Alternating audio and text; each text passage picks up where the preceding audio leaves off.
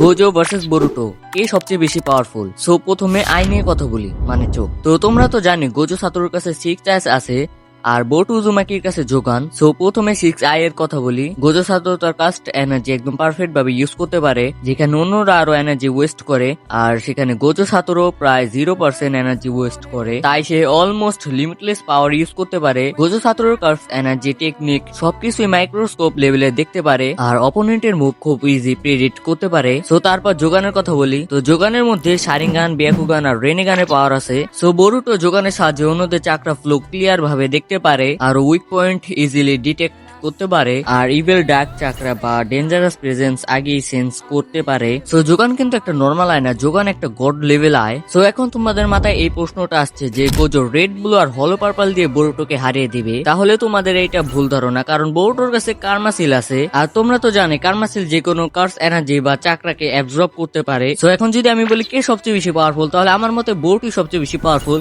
So তোমাদের মতে কে বেশি পাওয়ারফুল কমেন্টে জানাও।